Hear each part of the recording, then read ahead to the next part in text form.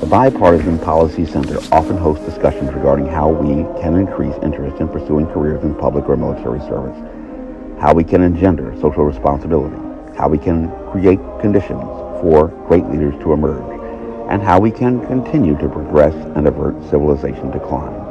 And on May 31st, 2018, a gathering of select progressives met at the Bipartisan Policy Center to discuss Tailspin, How My Generation Broke America, the new book by Stephen Brill, where he contends that the meritocracy created by essentially liberal policies brought about a more entrenched dominant class with the ability to protect itself while depriving the rest. His anti-Trump reputation found few, if any, conservatives in the room, moving the discussion as to how to make America great again a one-sided vision that discussed replacing the I-centeredness of the me generation with a we focus, yet devoid of that essential element America had from its very beginning, a concept of I and thou. Government, or big government, he and others in the room contended, is not bad at all. And with no true resolution in mind, he expressed an empty hope that we can fix this.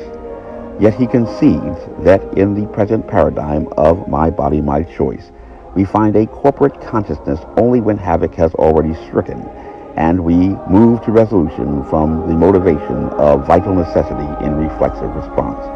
And when one attendee asked a question about the value of faith, it was met with perplexed looks and a redirection of the conversation to faith in institutions and vague concepts of social responsibility, unmindful of the warnings of James Madison in the Federalist Papers that all men are not angels. He and other progressives, like those political philosophers before them who posited a state of nature, rely upon a rational judgment regarding necessity to create a social contract to subordinate the I to the we.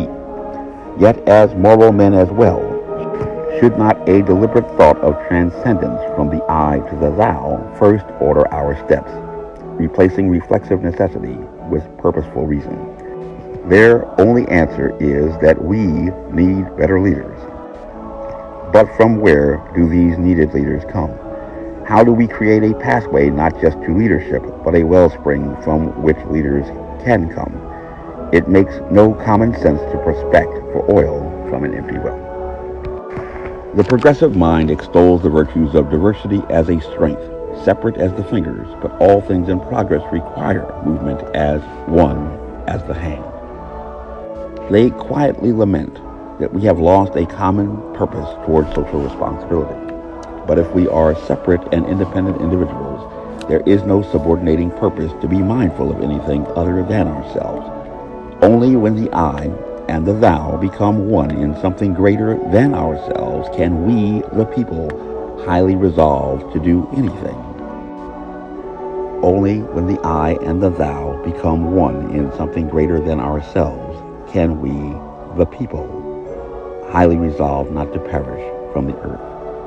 If you fail to plan, they say, you plan to fail. The laws of nature and of nature's God have endowed all men and women with both the elements and the means to succeed as a collective, we the people, born of nurturing traditional families that form the building blocks for neighborhoods, community associations, and governments.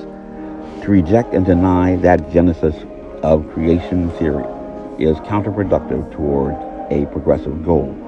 Accordingly, simple logic should guide rational men and women to reinforce that infrastructure that preserves that common identity as an exceptional American, possessed of talent, opportunity, and moral purpose, as we find in church, regardless of denomination or faith profession.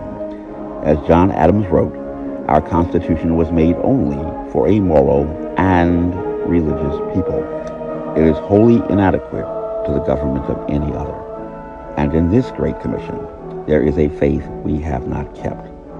If God did not exist, it would be necessary to invent him, Voltaire wrote. It may well be that time now, and looking to those basic elements of preservation found in the 7 sacraments of the Roman Catholic Church, creating a doctrinal initiation rite, a doctrinal reinforcement rite, and a doctrinal perpetuation rite, we may indeed find our one lasting, true, eternal hope.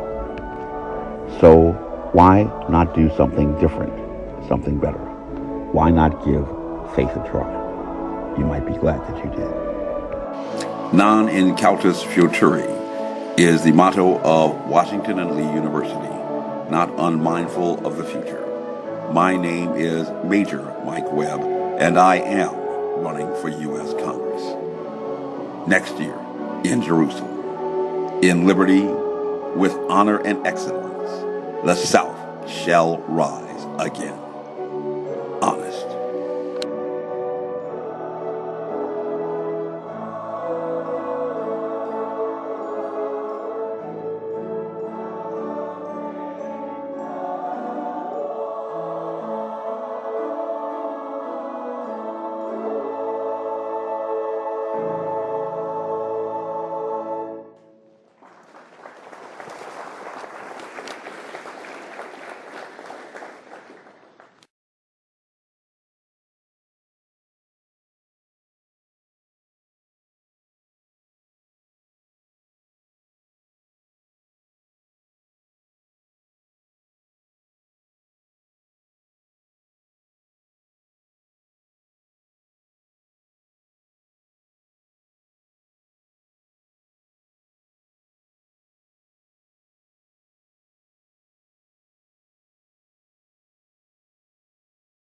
This advertisement was authorized by Mike Webb.